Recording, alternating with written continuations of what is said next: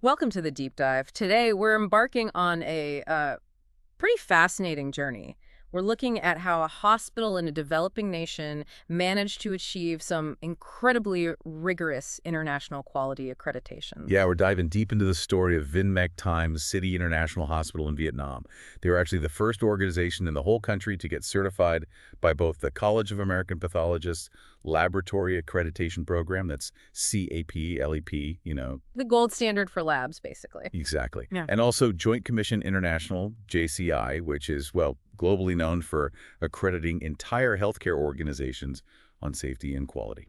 So our mission for this deep dive is to really unpack how they did it. What were the challenges they had to tackle head on and, what was the real impact on patient care? I think there are some surprising insights here. Definitely. Okay, so where does something like this even start? I mean, this scale, Yeah. it wasn't just an operational thing, was it? No, not at all.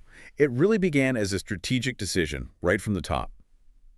Vinmec's parent company, Vingroup, consciously decided to invest heavily in quality. They saw the long-term financial sense in getting really precise, reliable test results. Makes sense. When did this all kick off? Well, the initial chats about really upping their lab standards started around 2018.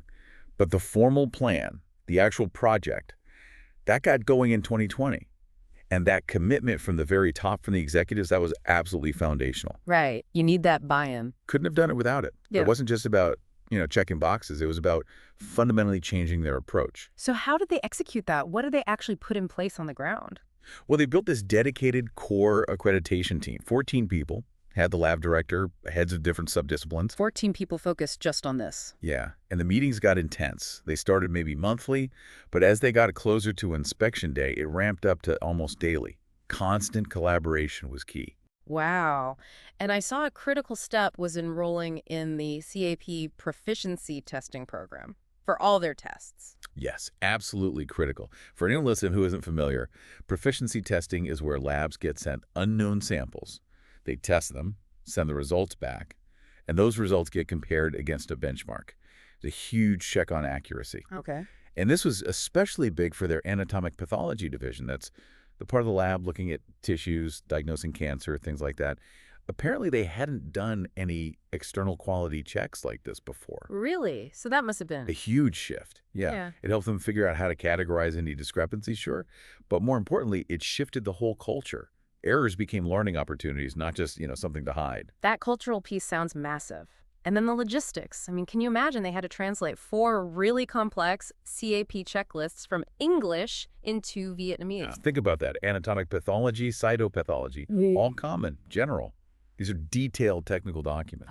And they had to do it because English proficiency wasn't common among all the medical staff, right? Exactly. It wasn't just about ticking a box. It was about making sure everyone understood the standards deeply so they could sustain it, scale it up. That's a huge lesson for any global effort, really overcoming those language barriers. Absolutely. What other big hurdles did they face? Well, one really tough technical bit was validating predictive marker testing. That's super important for things like personalized cancer treatment. They needed these specific, verified tissue microarrays and had to source them from overseas. Expensive, complex. And their whole policy development process was intense too. Daily morning meetings, debating points, digging into research to make evidence-based decisions. They even got hospital leadership involved on big things like making sure tissue samples were preserved exactly right, crucial for accurate diagnosis. They really sound like they left nothing to chance. I read they did mock inspections. 2 of them. Not just practice runs, but full-on mock inspections using this road methodology they developed. Reading, observing, asking, detecting. Road. Yeah, basically simulating the real inspection process to find any hidden weaknesses, any blind spots, before the official virtual inspection happened. Which was virtual. That adds another layer. It did, March 2022. And they needed 3 interpreters working across time zones and languages just to make that happen smoothly. Extraordinary effort. So let's bring it back to the impact. For you listening, what did all this actually achieve? What did it mean for patients? Well, it wasn't just about getting a piece of paper, a certificate. The whole process profoundly changed their lab culture. It led to measurably better, more optimal test results. And the clinicians noticed they gave really positive feedback on the improved quality, the patient experience, even if maybe turnaround times slowed slightly at first as they adjusted. Right, quality takes time sometimes. Exactly. The source material uses words like immense and tangible value gained. And the cost. The investment must have been It huge. was significant, yeah. Estimated around 20,000 staff hours. Over $300,000 just in proficiency testing fees across 2 years. But, and this is the key insight, I think, it wasn't just seen as a cost.